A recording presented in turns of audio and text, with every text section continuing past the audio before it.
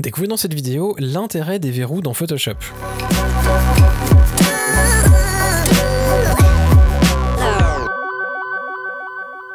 Salut, je m'appelle Quentin Descaillets. Vous pouvez retrouver mon travail sur quentindescaillets.com ou sur facebook.com/quentindescaillets. Dans cette très brève vidéo, je souhaitais vous présenter les verrous dans Photoshop. Pas mal de gens en fait ne les emploient pas et ne les connaissent même pas, à part le verrou principal qui se trouve sur le calque d'arrière-plan. Si on double-clique dessus, on voit que ça nous demande de donner un nom en fait au calque, et ça nous permet d'enlever le verrou et ainsi travailler sur notre calque d'arrière-plan. Toutefois, on a la possibilité aussi d'ajouter nous-mêmes un verrou, et ça peut s'avérer très pratique dans certains cas, et je vais vous montrer un cas tout de suite. On va créer un calque vierge, on va le laisser calque 1, le nom aura peu d'importance.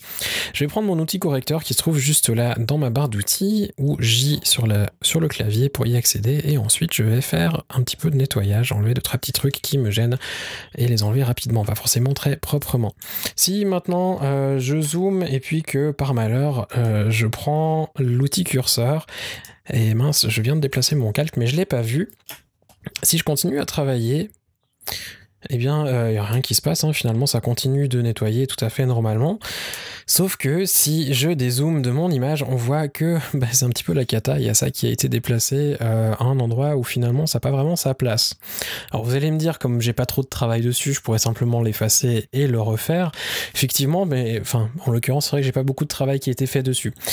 Par contre, le problème, c'est que si par exemple vous faites du dodge and burn pour nettoyer des petits soucis de luminosité, par exemple sur une photo qui serait du beauty, où vous pourriez avoir passablement de travail à faire en dodge and burn, ou même avec l'outil correcteur, si vous le déplacez après 10 minutes de travail et que vous en rendez pas compte avant les prochaines 10 minutes de travail, ça sera très compliqué de revenir en arrière. Alors plutôt que de créer un nouveau calque chaque 10 secondes pour faire chaque modification que vous allez faire, il y a en fait un petit truc qui s'appelle le verrou et qui va vous permettre d'éviter ce genre de problème. Donc quand vous créez votre nouveau calque, vous n'avez pas forcément d'option qui va venir dans cette fenêtre nouveau calque. Vous allez appeler votre calque comme vous le souhaitez, attribuer une couleur si vous voulez lui attribuer une couleur, changer le mode de fusion, bref, vous pouvez faire un calque normal comme d'habitude. Par contre, après avoir créé votre calque, vous pouvez regarder juste en dessus dans la fenêtre de calque. Je vais la déplacer au milieu de l'écran, comme ça on le verra bien. On a ici quelque chose qui s'appelle verrou. Et on a différents verrous. Si vous laissez votre curseur un petit peu dessus pendant quelques secondes, vous allez savoir à quoi correspondent chacun de ces verrous. Les plus utiles, du moins pour mon travail, sont verrouiller les pixels de l'image, verrouiller la position et tout verrouiller.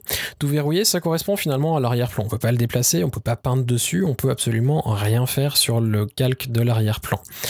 Donc si vous appuyez là-dessus, vous allez absolument rien pouvoir faire sur votre calque. Par contre, si vous cliquez sur celui-ci, qui est le verrou de position, vous pourrez continuer à travailler dessus. Donc si je prends mon outil correcteur, on voit que je peux peindre et enlever 2-3 petites bricoles par derrière. Par contre, si je prends mon outil de position ici, avec la touche V du clavier, je peux plus du tout déplacer mon calque. Et ça me met effectivement un petit message d'erreur et qui m'indique que je ne peux pas déplacer mon calque. C'est plutôt très malin dans le sens où si vous faites du dodge and burn, et ben du coup, si vous travaillez zoomé et que vous voyez pas la globalité de l'image, mais que par malheur vous déplacez votre calque, ben finalement vous allez même pas pouvoir le déplacer parce que Photoshop va le bloquer pour vous.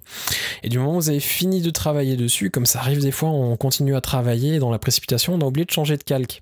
Alors ce qui serait assez malin, c'est que quand vous avez fini une étape, c'est de bloquer votre calque avec le petit outil ici, qui va vous éviter par la suite de peindre à nouveau par-dessus. Maintenant que je l'ai bloqué avec le verrou de pixels, si je prends mon outil correcteur, on voit que ça me fait carrément un signe interdit et je peux effectivement rien faire dessus.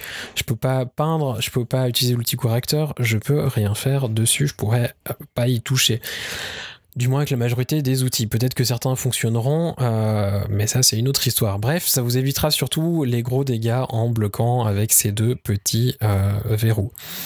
C'est un petit peu tout ce qu'il y a à savoir par rapport aux verrous. Finalement, c'est pas compliqué, ils sont soit actifs, soit inactifs. Il faut juste savoir qu'ils existent et puis savoir quand les utiliser. Pensez donc à bloquer vos calques si vous savez que vous faites un travail qui n'aura pas besoin d'être déplacé et de bloquer avec le verrou de pixel du moment où vous avez fini de travailler sur un calque que vous allez plus employer par la suite dans vos retouches. J'espère que ça vous évitera quelques misères. Personnellement, j'aurais bien voulu avoir découvert cette astuce un petit peu plus rapidement dans Photoshop à mes débuts. Ça m'aurait évité passablement d'heures de récupération de travail. Bref, si vous avez des questions, n'hésitez pas à les laisser en commentaire juste en dessous de la vidéo. N'oubliez surtout pas de vous inscrire à la chaîne, ainsi vous recevrez des notifications lors des prochaines vidéos qui ne sauraient tarder. Passez une excellente fin de journée, à bientôt.